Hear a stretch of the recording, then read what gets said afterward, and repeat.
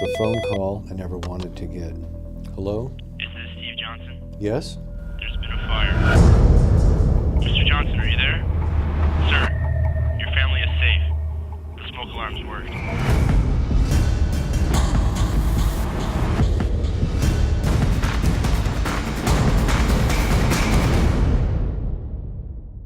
This family wasn't lucky, they were prepared.